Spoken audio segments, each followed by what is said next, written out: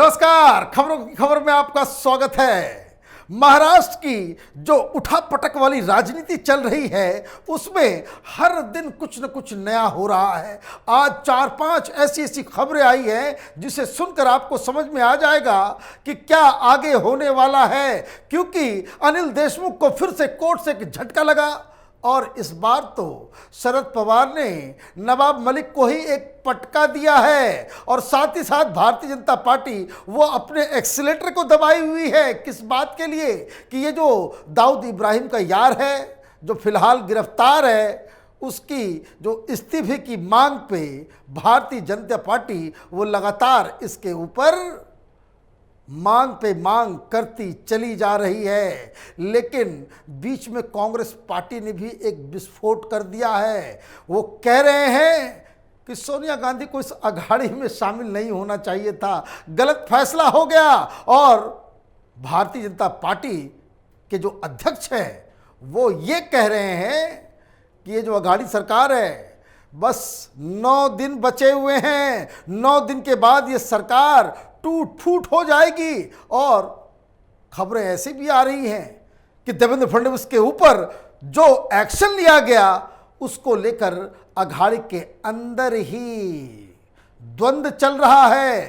अजीत पवार दादा ने यह कह दिया है ये गलत तरीका है देवेंद्र फडणवीस से पूछताछ कराने का। मतलब ये अघाड़ी की मुसीबत बढ़ती चली जा रही है। उद्धव ठाकरे उनको पसीना आ रहा है। शरद पवार अपनी साख कैसे बचाएं उसको लेकर के चिंतित है और देवेंद्र फडणवीस रोज कोई न कोई चौके छक्के मार रहे हैं। लेकिन खबरों की शुरुआत सबसे पहले करते हैं जो कोर्ट से आई है ताजी खबरें, जो अनिल देशमुख के लिए और पीड़ा पहुंचाने वाली है। ये फिर गए थे बेल मंगवाने के लिए, अब होली भी आ रही है, कम से कम अब तो घर जाने दो। हमारे ऊपर बहुत लांछन लगाया जा रहा है। लेकिन कोर्ट में जज साहब ने कह दिया कि अभी कोई सुनवाई, कोई राहत आपको नहीं मिलेगी। और तीसरी बार उनका जो बेल पिटिशन है पीएमएलए कोर्ट के अंदर वो रिजेक्ट किया गया। क्या खबर आई है? स्पेशल जज in Mumbai on Monday rejected former Maharashtra home minister Anil Deshmukh's request to be released on bail, observing that there was prima facie evidence against the 72-year-old Nationalist Congress Party leader in the money laundering case registered against him. जज ने साफ कह दिया कि prima facie ये तुम्हारी शैतानी लग रही है, आरोप गलत नहीं है। और जब ये बेल पिटिशन डाला गया तो किस आधार पर डाला गया? देशमुख ने कोर्ट में क्या कहा? I am a victim of gross prosecution and harassment being meted out at the hands of certain unscrupulous vested interests for blatantly malafide consideration. The instant case reflects shocking abuse of power and authority by the concerned officials who have virtually unleashed a reign of terror by subverting the process of law. बड़ी बड़ी बातें court के अंदर कह दी गई। और main argument क्या था कि जो सचिन वाजे ने जो अपना भेद खोला है, जो उसने आरोप लगाए हैं, जो उसने गवाही दी है, वो रिलायबल नहीं है। ये आदमी शैतान है, ये आदमी करप्ट है, ये ऑलरेडी एक आरोपी है इस और भी दूसरे केसेस में। आप क्यों इनकी बातों को मान के आप हमारे क्लाइंट को जेल में बंद करके रखे हुए हैं?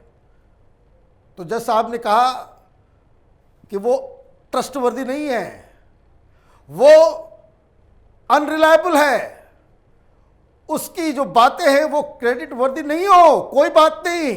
लेकिन हमारे पास जो सबूत है मनी लॉन्ड्रिंग के, उसमें तो साफ साफ दिख रहा है कि आप इसमें पूरी तरीके से फंसे हुए हो, आप इसमें संलिप्त हो प्राइमा फेसी। इसलिए जांच जारी रहेगी और आप जेल के अंदर बंद रहोगे। तो एक मंत्री उद्धव ठाकरे का वो बाहर आने की कोशिश करते रह गए, फिर उनको जेल के अंदर डाल दिया गया। दूसरे उनके पड़ोसी अर्थर रोड जेल के नवाब मलिक, उनके ऊपर तो वज्रपात हो गया। एक तरफ भारतीय जनता पार्टी लाठी डंडे लेकर के असेंबली के बाहर रोज प्रदर्शन करती है, दाऊद का यार तो पता नहीं क्या क्या कह करके इनसे इस्तीफे की मांग की जा रही है।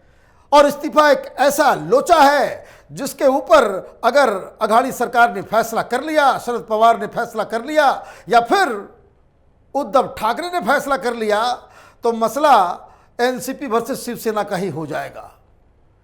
सबकी निगाहें बीएमसी चुनाव पे है। बीएमसी चुनाव ये गले की फांस है शिवसेना के लिए, और शिवसेना अगर बीएमसी को लूज कर जाती है, शिवसेना की उल्टी गिनती शुरू हो जाएगी। सरकार तो पता नहीं कब गिर जाए कब रह जाए, लेकिन शिवसेना के सर्वाइवल के लिए बीएमसी का चुनाव जीतना वो अत्यंत ही आवश्यक है। और एनसीपी क्या करेगी, क्योंकि जो मुंबई का जो अध्यक्ष है, जो सबसे बड़ा लीडर था, वो तो जेल के अंदर है। एक तरफ आप कह रहे हो कि भाई इसका इस्तीफा हम नहीं देंगे, मुस्लिम वोटों का मसला है। शिवसेना का गर्दन इस बात पे फंसा हुआ है कि अगर इस्तीफा नहीं लेंगे ये तो बीजेपी वाले दाऊद दाऊद कह करके ये चुनाव जीत जाएंगे। शिवसेना की इमेज प्रो मुस्लिम इमेज बन जाएगी।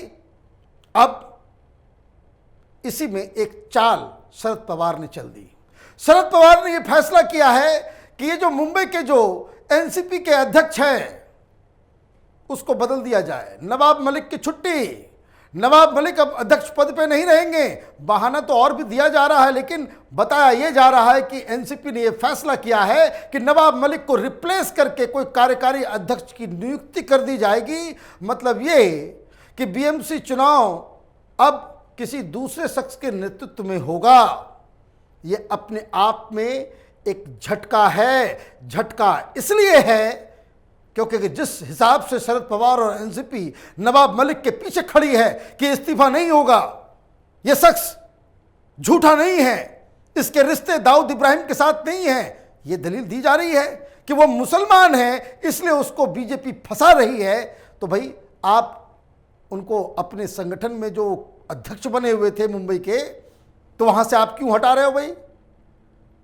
आपको अपने सहूलियत के मुताबिक चुनाव बीएमसी का सामने नजर आ रहा है, तो कैसे इन सब चीजों को बकायदा मैनेज किया जाए? तो पार्टी संगठन में तो आप हटा रहे हो, लेकिन मंत्रिमंडल से उन्हें बाहर का रास्ता नहीं दिखा रहे। अजीबोगरीब स्थिति है ये, और इस अजीबोगरीब स्थिति में फंसी हुई कांग्रेस पार्टी भी है। कांग्रेस पार्टी भी ये कह रही है कि इन लोगों के जो पूरे काली करतूते हैं, चाहे पैसा उगाही का मसला हो, चाहे वो अंटेलिया का हो, सचिन वाजे का हो, परमवीर सिंह का हो, और तमाम तरह के आरोप भ्रष्टाचार के जो लग रहे हैं, ये जो लूट मची हुई है अघाड़ी सरकार के तहत, कांग्रेस पार्टी उससे अपना पिंड छुटाना चाहती है। क्योंकि वो तो कह रही है कि भाई मैंने 2 में है, न 3 में है, न 13 में है, हमारे पास तो कुछ आया भी नहीं, बदनामी भी आएगी। तो पटोले साहब आज फिर अवतरित हुए, कांग्रेस पार्टी के अध्यक्ष महाराष्ट्र के। उन्होंने कह दिया कि ये बड़ा बैड डिसीजन था। सोनिया गांधी नहीं चाहती थी कि अघाड़ी के साथ हाथ मिला लें, इस पाप का हिस्सा नहीं होना चाहती थी सोनिया गांधी। वो इसलिए कर गई क्योंकि कुछ लोगों ने समझा दिया कि बीजेपी को दूर रखना है तो ये काम करना पड़ेगा, अदरवाइज हमारा कोई लेना देना नहीं है। मतलब ये आप समझिए, शिवसेना के साथ कोई अपने आप को आइडेंटिफाई करना ही नहीं चाह रहा, और ये पटोले साहब कह रहे हैं तो उसकी बात में तो कोई दम है। उन्होंने कहा कि भाई ये बहुत ही अनएथिकल काम हो गया और पता नहीं ये क्या डिसीजन हो गया। अब जब कांग्रेस पार्टी अलग राग अलाप रही है, अकेली चुनाव लड़ने वाली है, एनसीपी अपना सिस्टम अलग बना रही है, हो सकता है एनसीपी और शिवसेना मिलकर चुनाव लड़े। ये प्रपोजल आएगा तो क्या शिवसेना एनसीपी के इस प्रपोजल को रिजेक्ट कर पाएगी? नवाब मलिक अगर अध्यक्ष होंगे, एनसीपी अगर शिवसेना के साथ हाथ मिला लेगी, तो क्या शिवसैनिक नवाब मलिक के लिए प्रचार करेंगे? नवाब मलिक के लोगों के लिए शिवसेना के लोग उसके समर्थक प्रचार करेंगे?